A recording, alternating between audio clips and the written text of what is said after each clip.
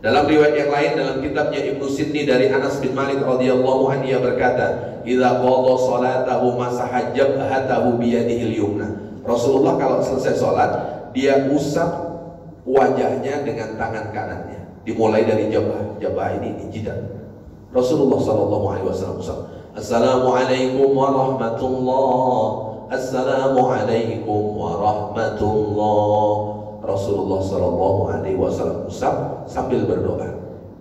Jadi Bapak Ibu kalau khawatir, ini jangan-jangan gaya-gaya tambahan di dalam sholat. Tidak, ini riwayatnya dalam kitab Ibnu Sidni. Sayyidina Anas yang menceritakan. Sayyidina Anas itu orang yang tinggal satu rumah dengan Rasul sallallahu alaihi wasallam 10 tahun.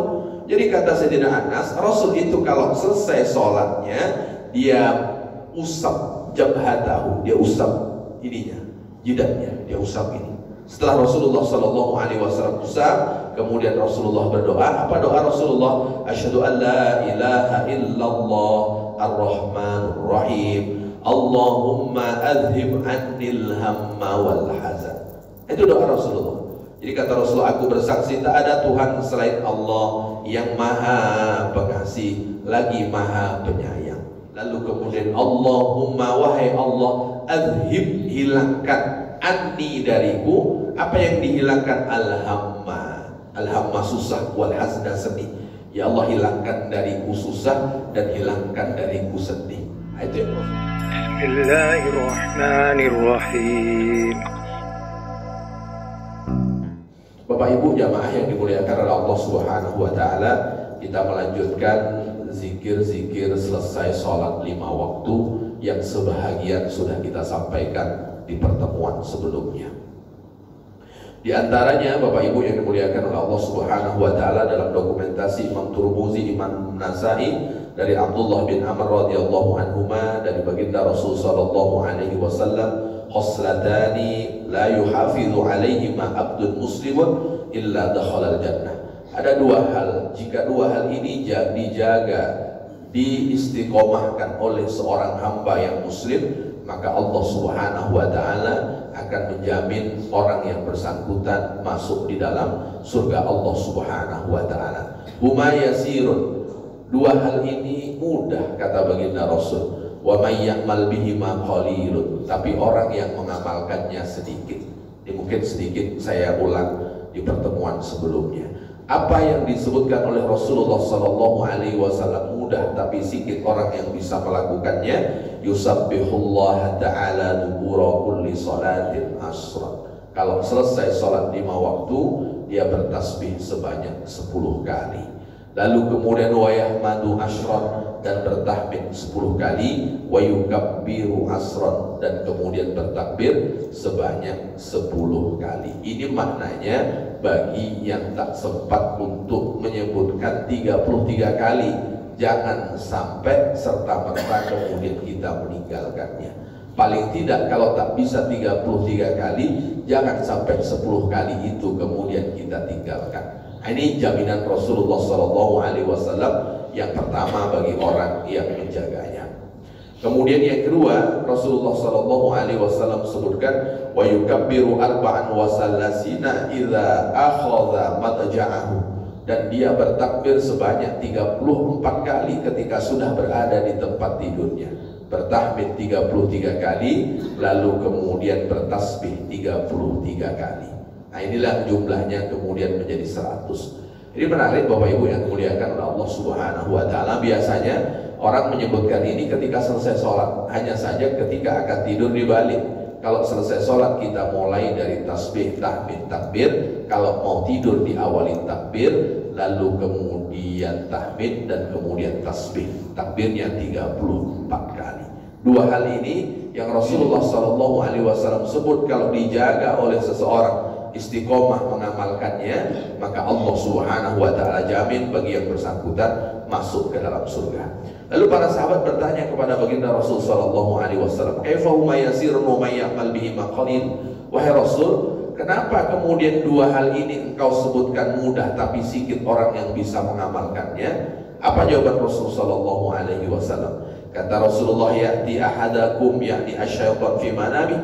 setan akan mendatangi seseorang ketika orang itu mau tidur. Jadi orang ini kalau mau tidur, setan datang. Bapak Ibu, Bapak Ibu pernah nengok setan waktu mau tidur?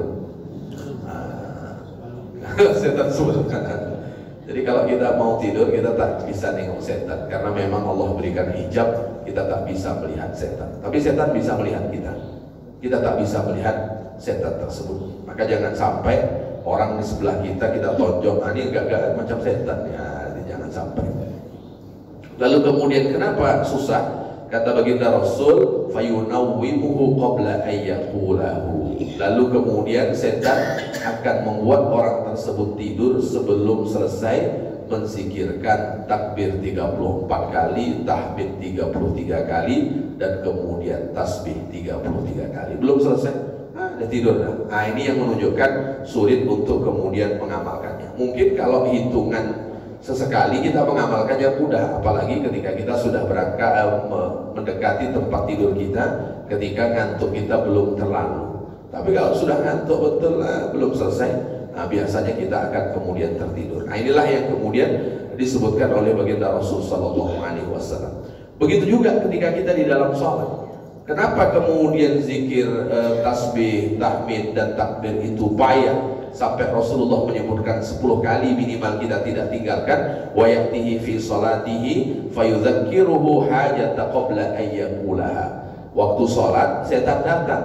Selesai sholat setan membisikkan kepada kita bahwa ada hajat-hajat yang belum kemudian diselesaikan. Karena ada hajat, ada kepentingan, akhirnya tak melaksanakan zikir selesai melaksanakan sholat. Nah ini dia, tidak melaksanakan zikir selesai melaksanakan sholat, biasanya yang menggodanya adalah setan. Cepat makan, kalau zikir dulu nanti habis tuh. Nah, akhirnya tak sempat kita zikir, dan banyak hal lain lagi. Itulah yang kemudian Rasulullah sebutkan, hal ini mudah, tapi sikit orang yang bisa melakukan amal, karena setan turut serta untuk menggodanya supaya tak sempat mengucapkannya, baik ketika akan tidur atau kemudian selesai melaksanakan sholat. Maka setan yang goda orang sholat itu namanya hinzib. Maka kalau ada kawan goda kita sholat, nah itu kawannya hinzib dia. Nah, hinzib itu ya setan nama yang kerjaannya mengganggu dan kemudian menggoda orang yang sedang melaksanakan sholat. Sampai selesai sholat pun digoda supaya dia tidak zikir kepada Allah Subhanahu wa Ta'ala. Dia ingatkan apa yang dia inginkan, apa yang dia butuhkan, sehingga meninggalkan zikir kepada Allah. Bahkan kalau kita tengok Bapak Ibu yang dimuliakan oleh Allah Subhanahu wa Ta'ala, dalam keterangan Sayyidina Abdullah bin Abbas radhiyallahu an ketika menafsirkan firman Allah Subhanahu wa Ta'ala, وَالذَّاكِرِينَ اللَّهَ كَثِيرًا وَالذَّاكِرَاتِ. Mereka laki-laki yang banyak mengingat Allah, lalu kemudian mereka perempuan yang banyak mengingat Allah. A'addallahu lahum maghfiratan wa ajran 'azima. Allah siapkan untuk mereka ampunan dan pahala yang besar. Lalu kemudian firman Allah Subhanahu wa Ta'ala inilah yang kemudian Rasulullah Sallallahu Alaihi Wasallam sebut dengan mufarridun, sabaqal mufarridun. Nanti yang awal-awal akan berada di dalam surga Allah Subhanahu Wa Taala, Rasul menyebutnya dengan kalimat mufarridun. Ketika para sahabat bertanya, siapa mufarridun itu wahai Rasul? Lalu kemudian Rasulullah membacakan firman-Nya, wadzakirina Allaha katsiran wadzakirat a'addallahu lahum maghfiratan wa ajran 'azima. Sayyidina Abdullah bin Abbas ketika menafsirkan ayat ini, wal muradu bihim, yang dimaksud mereka itu adalah alladzina yadhkuruna Allaha fi adbaris salawatil khamsi, adalah mereka yang kalau selesai sholat 5 waktu berzikir. Jadi kalau kita ingin digolongkan mufarridun, orang-orang yang awal-awal masuk ke dalam surga Allah Subhanahu wa Ta'ala, berarti dia selesai sholat 5 waktu berzikir kepada Allah. Sehingga jaminan dalam riwayat yang lain, mereka yang tidak meninggalkan zikir kepada Allah selesai sholatnya, minimal ada tasbih, ada tahmid, ada takbir 10 kali, dan kemudian sebelum tidur dengan bilangan yang lebih 34, 33 dan 33. Nah, itu adalah di antara orang yang dijamin oleh baginda Rasulullah Sallallahu Alaihi Wasallam di dalam surga Allah Subhanahu wa Ta'ala. Ini di antara zikir selesai sholat. Dalam riwayat yang lain, dalam dokumentasi Imam Tirmidzi dan Imam Nasa'i juga, dari Uqbah bin Amir radhiyallahu anhu. Uqbah bin Amir ini salah satu sahabat yang banyak bertanya kepada baginda Rasul sallallahu alaihi wasallam. Bahkan berulang kali beliau memegang tangan Rasul sallallahu alaihi wasallam, dan sebaliknya Rasulullah juga ketika berjumpa dia raih tangan Uqbah, lalu kemudian Rasulullah sallallahu alaihi wasallam genggam. Ini Uqbah bin Amir. Lalu kemudian kata Uqbah bin Amir, amaroni Rasulullah sallallahu alaihi wasallam an aqra'a bil muawwidzatain dubura kulli salatin. Rasulullah sallallahu alaihi wasallam menyuruhku agar tidak meninggalkan muawwidzatain selesai melaksanakan sholat. Jadi ada zikir selesai sholat yang tak banyak orang melakukannya, tapi ini bagian dari sunnah. Selesai sholat apa dia? Membaca surat Al-Falaq, membaca surat An-Nas. Itu zikir selesai sholat. Jadi ada surat Al-Falaq, surat An-Nas. Jadi yang bisa mengamalkan, amalkan. Karena itu bagian dari sunnah selesai sholat, membaca muawwidzatain, membaca surat Al-Falaq, membaca surat An-Nas. Itu dalam dokumentasi Imam Tirmidzi dan Imam Nasa'i.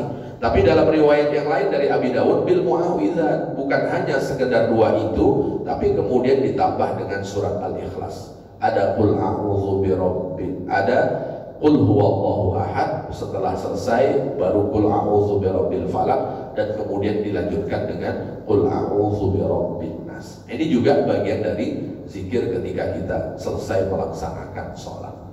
Ini kita bacakan zikir-zikir yang menjadi zikirnya Rasulullah SAW ketika beliau selesai melaksanakan sholat. Dalam dokumentasi Imam Abu Dawud dan Imam Nasa'i dari Mu'adz bin Jabal radhiyallahu an, akhadha biyadihi, Rasulullah SAW pada waktu itu memegang tangan Mu'adz. Lalu kemudian Rasulullah berkata, ya Mu'adz, wallahi inni la uhibbuka. Mu'adz, demi Allah aku mencintaimu. Dipegangnya tangan Mu'adz, kata Rasul, demi Allah aku mencintaimu. Kira-kira gimana rasanya Mu'adz ketika Rasulullah mengatakan demi Allah aku mencintaimu, dan yang menyampaikan adalah orang terbaik di muka bumi? Tentu senangnya luar biasa. Ibu-ibu pernah tangannya dipegang oleh bapak-bapak sambil mengatakan, wahai istriku, demi Allah aku mencintaimu? Pernah, Bu? Pernah, Pak? Pakai demi Allah aku mencintaimu atau enggak? Kalau megang aja pernah itu pastinya. Kalau tak pernah, tak suami istri itu namanya. Tapi kalau kemudian ditambah demi Allah aku mencintaimu, nah ini beda. Apalagi sambil melingkarkan satu gelang, nah itu tambah luar biasa itu. Atau sambil memasukkan satu cincin, nah itu luar biasa. Demi Allah aku mencintai. Itu kata Rasulullah kepada Sayyidina Mu'adz. Lalu usika, aku ingin berwasiat kepadamu. Kalau sudah kalimat wasiat, ini kan berarti kalimat penting. Ya Mu'adz, wahai Mu'adz, la tada'anna fi duburi kulli salatin taqul, kalau engkau selesai salat jangan lupa berzikir. Apa zikir yang diminta oleh Rasulullah, yang diwasiatkan oleh Rasul kepada Sayyidina Mu'adz? Allahumma a'inni ala zikrika wa syukrika wa husni ibadatik. Jadi zikir yang Bapak Ibu baca selesai melaksanakan sholat, Allahumma a'inni ala zikrika wa syukrika wa husni ibadatik, itu asal-muasalnya Rasulullah wasiatkan kepada Sayyidina Mu'adz radhiyallahu anhu. Jadi kalau baca Allahumma a'inni ala zikrika wa syukrika wa husni ibadatik, itu zikir selesai sholat. Ya Allah, berikan pertolonganmu kepadaku untuk mengingatmu. Berzikir kepadamu itu kan mengingat Allah. Bersyukur kepadamu, beribadah baik denganmu. Jadi kalau sudah tiga ini ya luar biasa. Ingat Allah, bangun tidur ingat Allah. Kalau bangun tidur ingat Allah, kira-kira yang dibaca apa Bapak Ibu? Ya sebut nama Allah, alhamdulillahilladzi ahyana ba'da ma amatana wa ilaihi nusyur. Atau alhamdulillahilladzi radda alayya ruhi wa afani fi jasadi wa azinani fi dzikri. Atau ketika bangun tidur menyebut zikir zikir yang lain yang disebutkan juga oleh baginda Rasul sallallahu alaihi wasallam. Kita kalau bangun tidur ingat apa Bapak Ibu? Mana HP saya tadi mana? Itu berarti kalau bangun tidur itu seyogyanya yang pertama kita ingat adalah Allah Subhanahu wa taala. Ini yang diajarkan oleh Rasulullah kepada Sayyidina Mu'adz menjadi salah satu zikir selesai sholat. Dalam riwayat yang lain dalam kitabnya Ibnu Sidni dari Anas bin Malik radhiyallahu anhu, ia berkata, "Idza qada salatahu masaha jabhatahu bi yadihi al-yumna." Rasulullah kalau selesai salat, dia usap wajahnya dengan tangan kanannya. Dimulai dari jabah. Jabah ini jidat. Rasulullah sallallahu alaihi wasallam usap. Assalamualaikum warahmatullahi. Assalamualaikum warahmatullahi. Rasulullah sallallahu alaihi wasallam usap sambil berdoa. Jadi Bapak Ibu kalau khawatir ini jangan-jangan gaya-gaya tambahan di dalam sholat. Tidak, ini riwayatnya dalam kitab Ibnu Sidni. Sayyidina Anas yang menceritakan. Sayyidina Anas itu orang yang tinggal satu rumah dengan Rasul sallallahu alaihi wasallam 10 tahun. Jadi kata Sayyidina Anas, Rasul itu kalau selesai sholatnya dia usap jabhatahu, dia usap ininya, jidatnya, dia usap ini. Setelah Rasulullah sallallahu alaihi wasallam usap, kemudian Rasulullah berdoa. Apa doa Rasulullah? Asyhadu an la ilaha illallah ar-rahmanur rahim. Allahumma adhib annil hamma wal hazan. Itu doa Rasulullah. Jadi kata Rasulullah, aku bersaksi tak ada Tuhan selain Allah yang maha pengasih lagi maha penyayang. Asyhadu an la ilaha illallah ar-rahmanir rahim. Itu doa Rasulullah ar-Rahmanur Rahim. Lalu kemudian Allahumma wahai Allah, adhib hilangkan anni dariku apa yang dihilangkan al-hamma. Al-hamma itu apa namanya? Kawannya sedih itu apa ya Bapak Ibu? Kawannya sedih yang sinonimnya lah bahasa kita. Apa nama? Susah ya. Al-hamma susah, wal hazna sedih. Ya Allah hilangkan dariku susah dan hilangkan dariku sedih. Itu yang Rasulullah sallallahu alaihi wasallam baca kapan? Kalau selesai sholat. Selesai sholat beliau usap wajahnya dengan tangan kanannya, lalu kemudian beliau berdoa, asyhadu an la ilaha illallah ar-rahmanur rahim. Allahumma adhib annil hamma wal hazan. Ya Allah hilangkan dari diriku susah dan sedih. Bapak Ibu pernah susah? Halo Bapak Ibu, pernah sedih Bapak Ibu? Nah, kalau ingin susah dan sedihnya Allah Subhanahu wa ta'ala hilangkan, ya baca doa itu. Ada yang nyalek tak jadi, susah dia, sedih dia, dah habis modal banyak tak terpilih pula itu kan. Ada yang dukung habis-habisan, yang didukung ternyata tak jadi, sedih dia, susah. Maka memintalah kepada Allah Subhanahu wa ta'ala. Selesai sholat kita bersaksi tak ada Tuhan selain Allah. Allah maha pengasih, Allah maha penyayang. Setelah menyebutkan nama Allah dari beberapa nama Allah, baru kemudian kita minta, ya Allah hilangkanlah dariku susah dan sedih. Itu yang kita minta kepada Allah Subhanahu wa ta'ala. Sedih dan susah ini kadang datang Bapak Ibu, ya tidak diundang. Kadang ia menjadi satu di antara proses dalam hidupnya seseorang. Apalagi dunia terasa sepi, dunia terasa payah, itu kan kadang hadir saja. Kadang mohon maaf Bapak Ibu, kita punya hutang, harus kita bayar juga hari ini, tapi hari ini kita belum punya duit. Kira-kira gimana rasanya Bapak Ibu? Oh sedih, susah, sempitnya minta ampun dunia. Maka begitu di antara cara Rasulullah sallallahu alaihi wasallam mengajarkan di antara zikir selesai sholat. Pernah ngamalkan ini Bapak Ibu?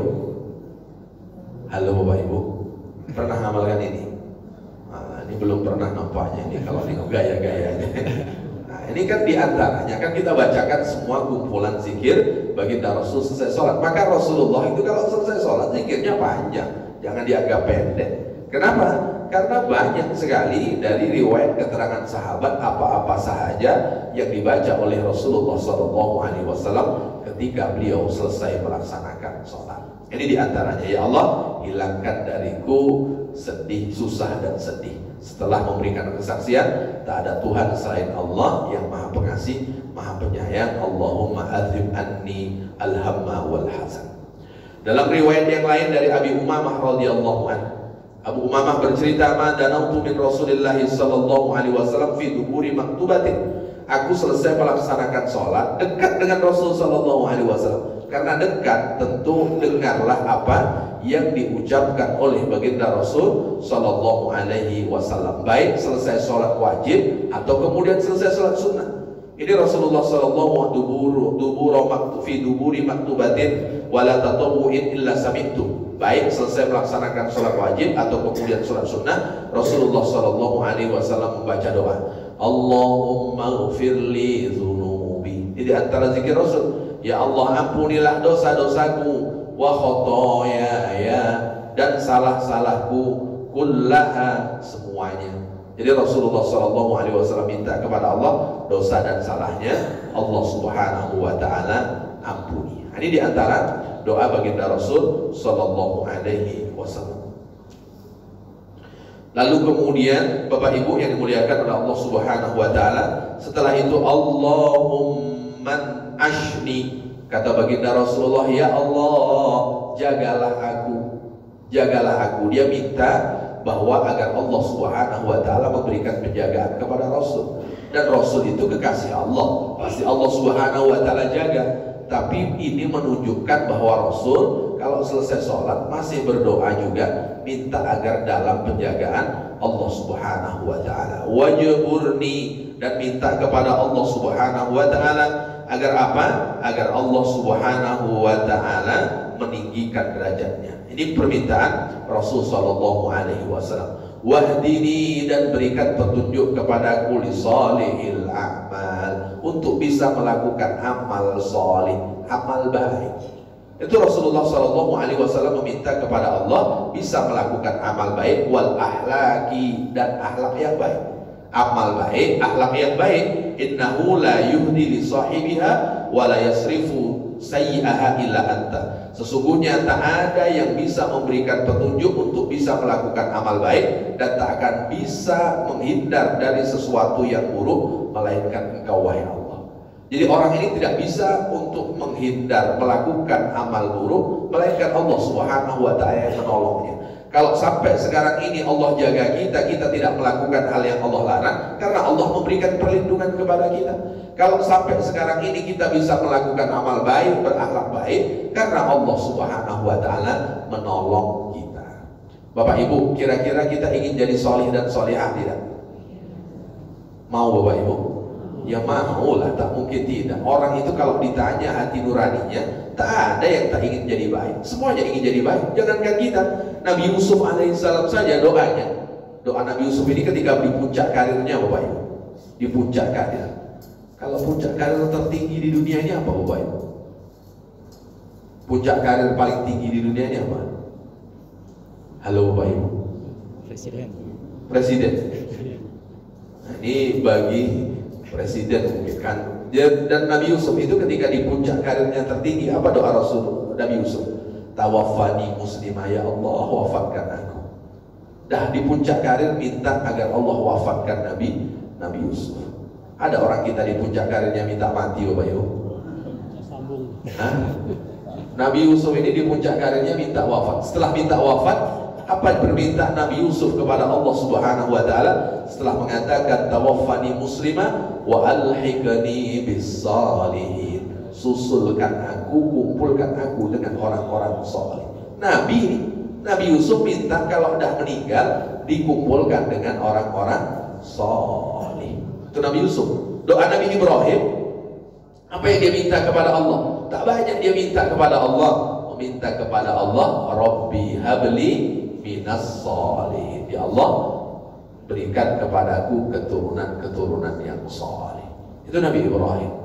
Makanya idza mata ibnu Adam, kalau matilah anak cucu Adam, in qata amalu, maka terputuslah amal baiknya. Dan satu di antara amal yang masih akan terus berlangsung kepadanya meskipun dia sudah tidak melakukannya lagi, awwaladin sholihin yad'ulah, anak soleh, anak yang berdoa tapi pahalanya sampai kepada kedua orang tua saat orang tua sudah tidak ada. Ini pentingnya untuk kemudian bisa melakukan amal baik dan punya investasi baik, dan tak mungkin itu hadir kalau Allah Subhanahu wa taala tidak memberikan petunjuk. Jadi orang bisa melakukan amal baik itu karena Allah memberikan petunjuk.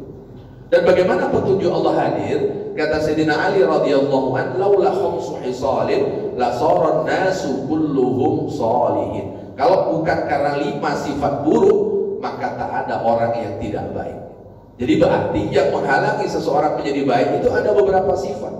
Disebutkan oleh Sayyidina Ali ada 5. Jadi yang menghalangi orang menjadi solih itu 5. Apa yang pertama? Sebahagian sajalah, saya sebutkan satu lah. Di antara yang menghalangi seseorang untuk menjadi baik itu adalah al-qana'atu bil jahli. Yang menghalangi seseorang menjadi baik itu adalah menerima diri dalam keadaan tidak tahu. Jadi kalau kita qanaah dengan kebodohan, qanaah dengan ketidaktahuan, itulah tanda orang tersebut terhalang untuk bisa menjadi baik. Bapak Ibu tak ikut kajian, biaran bodoh sajalah saya daripada pintar nanti ikut kajian, umpamanya. Ini kan berarti menerima dengan keadaan diri tidak tahu.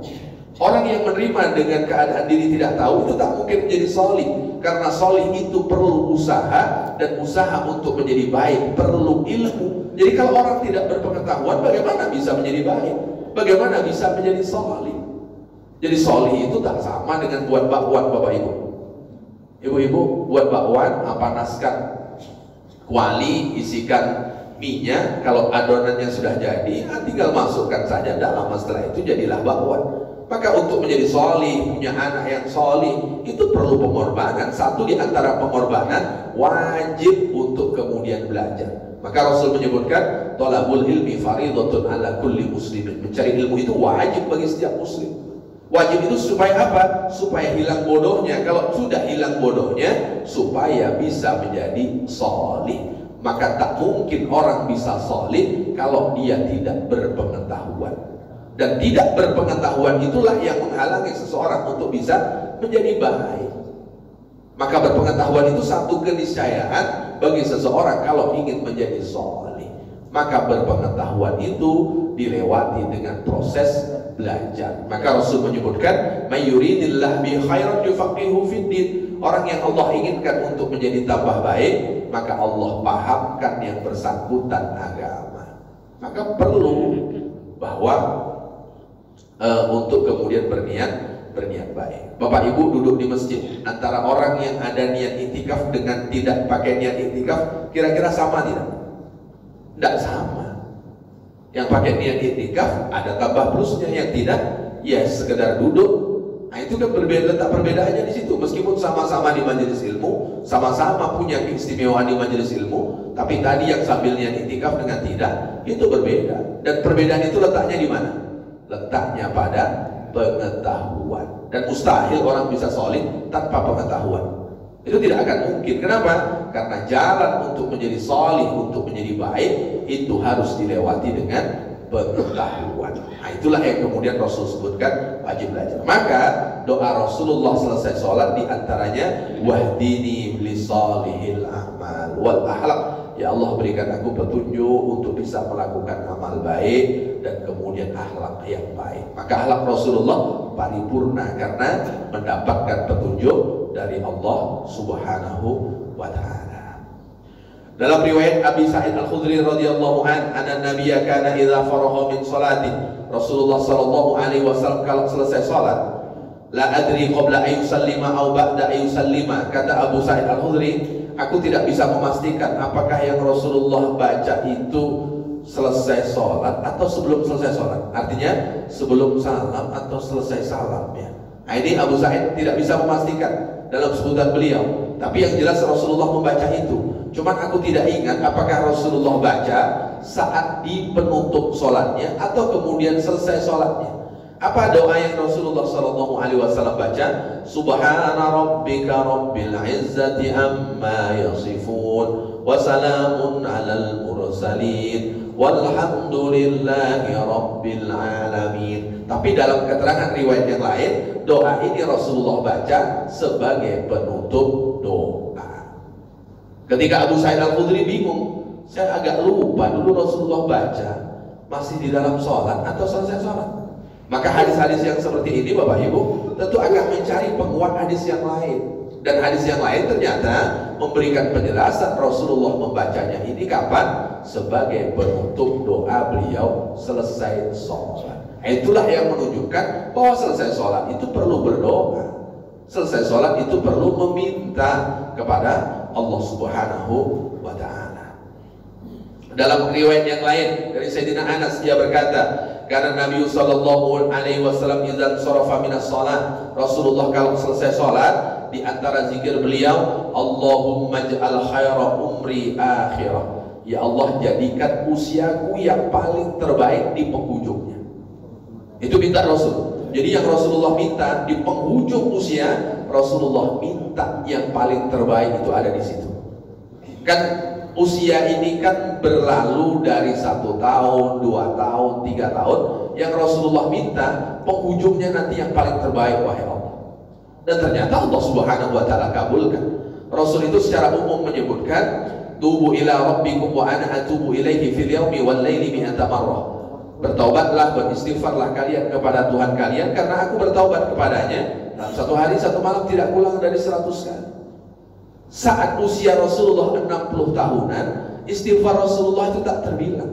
Makanya Rasulullah meminta di dalam doa selesai sholat kepada Allah, selesai melaksanakan sholat, beliau berzikir meminta kepada Allah. Apa yang Rasulullah minta? Allahumma ja'al khaira umri akhirah. Ya Allah, jadikanlah yang terbaik dari usiaku penghujungnya. Yang paling terbaik itu di penghujungnya.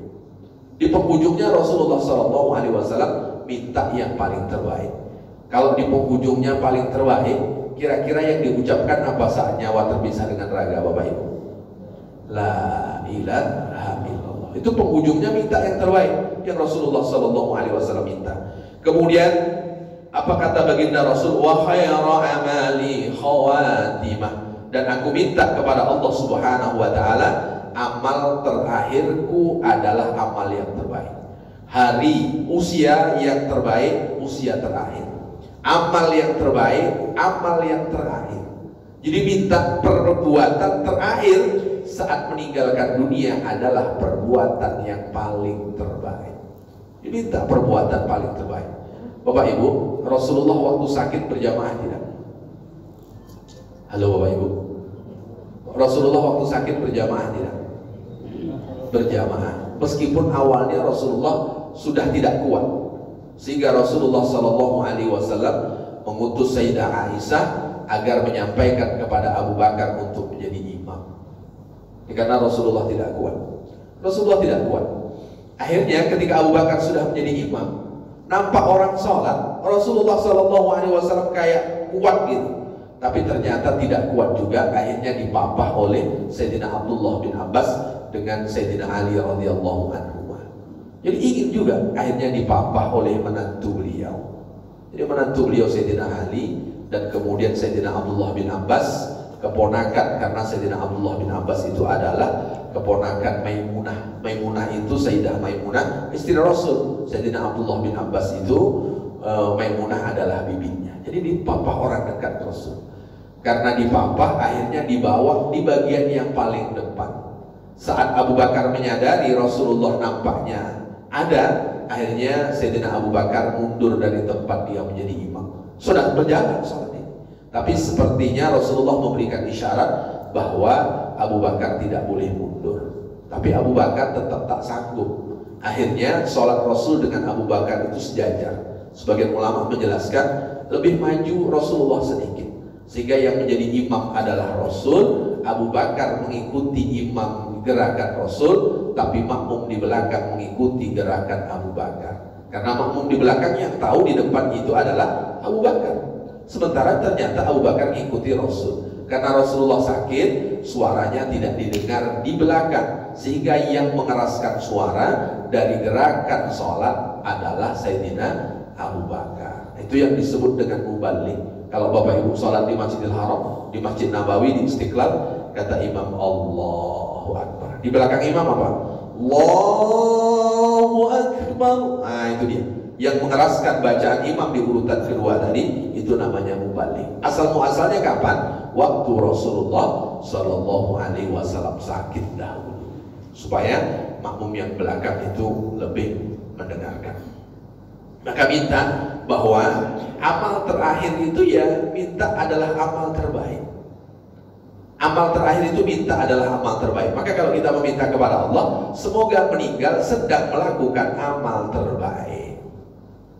Ya tergantung, amal baik ini kan banyak. Pokoknya yang terbaik dari amal-amal yang terbaik.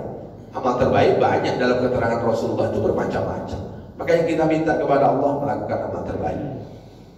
Ada salah satu jamaah yang mendirikan Masjid An-Nizam di pemberhentian raja.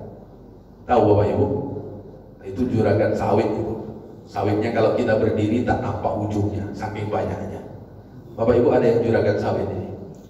Nah, kalau ada yang juragan sawit, nah buatlah masjid di tempat-tempat yang tak ada masjid, dan tempat itu jauh dari masjid, supaya orang bisa melaksanakan sholat dalam safar dan lain sebagainya. Ini dia yang menceritakan, adiknya ya, bukan saya. Adiknya menyampaikan ke saya, abang saya itu Pak Ustaz, kalau nengok kebunnya yang banyak, kata dia kebun saya cuma inilah, kata dia. Mana yang dia buat masjid itu di pemerintahan kerajaan Nizam itu. Ternyata abang saya meninggalnya kan di Jakarta. Waktu kemudian akan ke rumah sakit. Di rumah sakit itu dia minta istrinya, tolong berikan kepada sopir taksi itu lebih. Dia tidak mau diberikan sesuai dengan argo yang sudah tertulis. Tolong berikan lebih. Ternyata diberikan lebih oleh istrinya.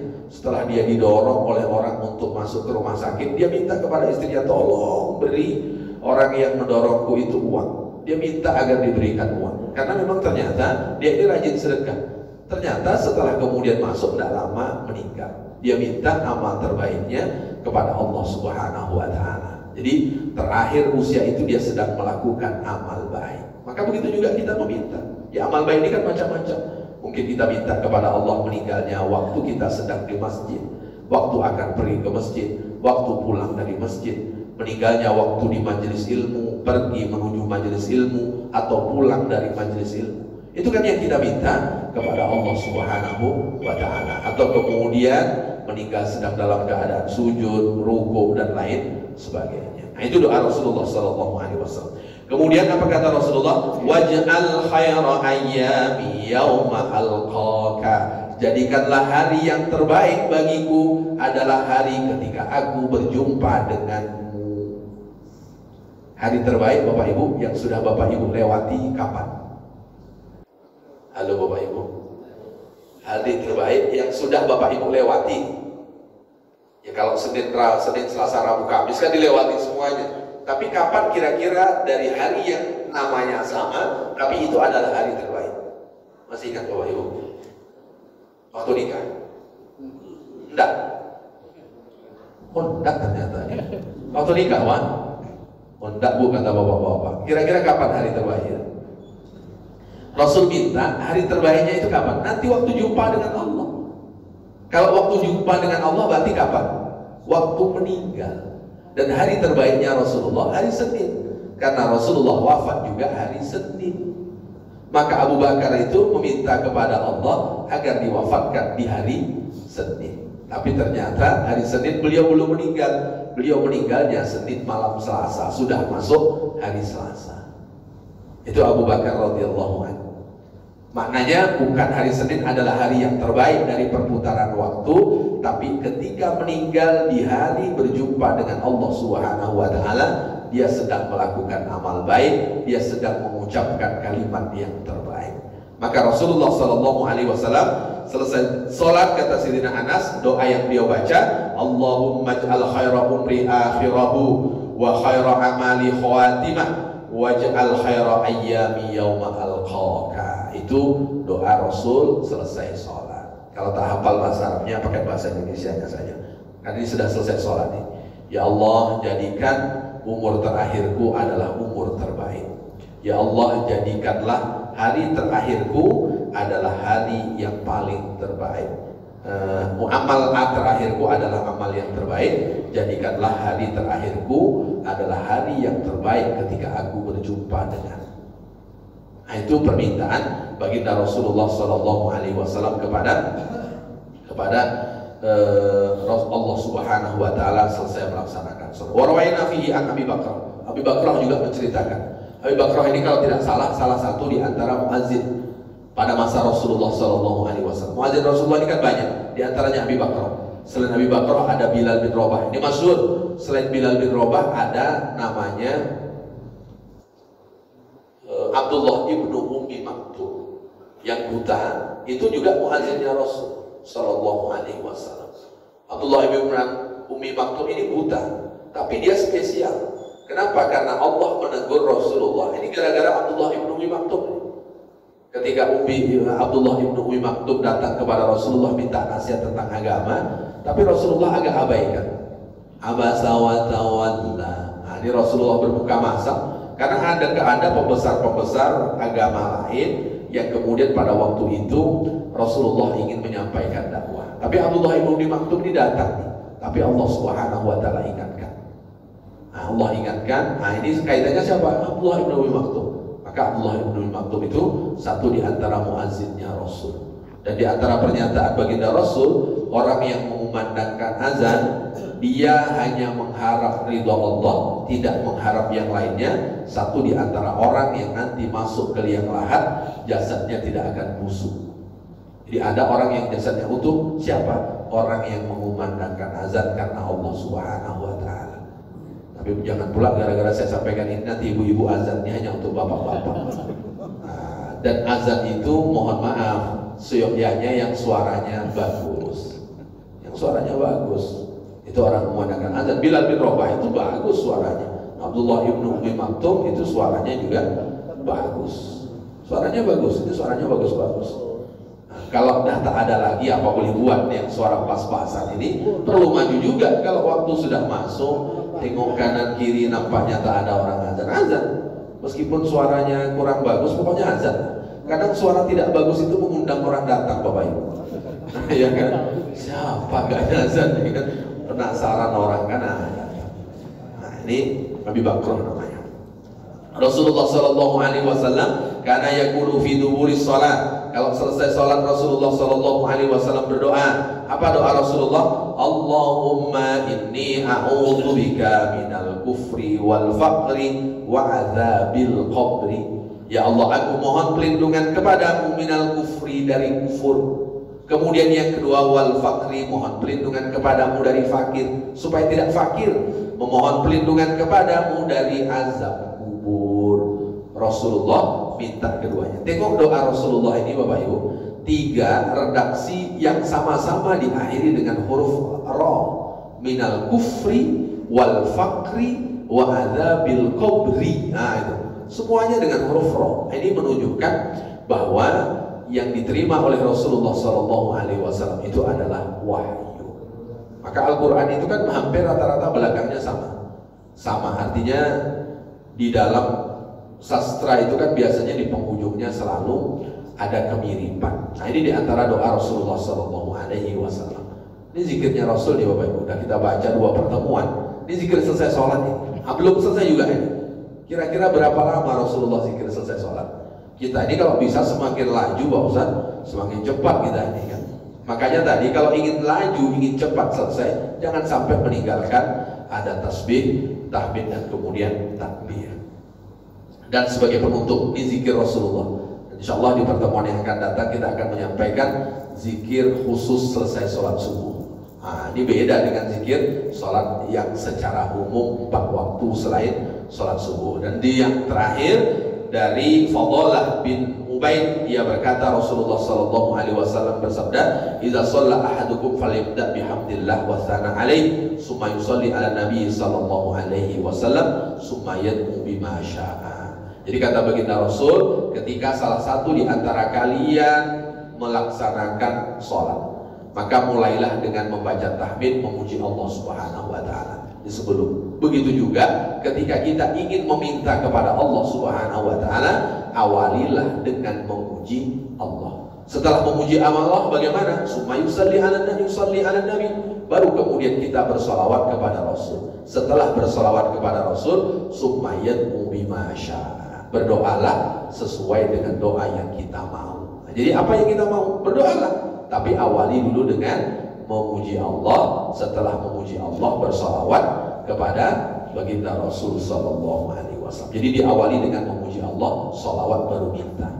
Alhamdulillahirabbil alamin wassalatu wassalamu ala asyrafil anbiya'i wal mursalin, baru sebutkan yang kita minta. Karena satu di antara adab berdoa memuji Allah, yang kedua bersalawat agar membukakan hijab antara kita dengan Allah di dalam doa kita melalui salawat kepada Rasul Sallallahu Alaihi Wasallam. Itu Bapak Ibu yang kita bacakan pada pagi hari ini. Kalau ada yang ingin didiskusikan, ditanyakan, dipersilahkan terkait dengan zikir-zikir Rasul selesai sholat. Di selain sholat subuh, kalau yang tak saya sebutkan berarti itu zikir Rasulullah selesai melaksanakan sholat subuh. Mungkin ada Bapak Ibu. Baik.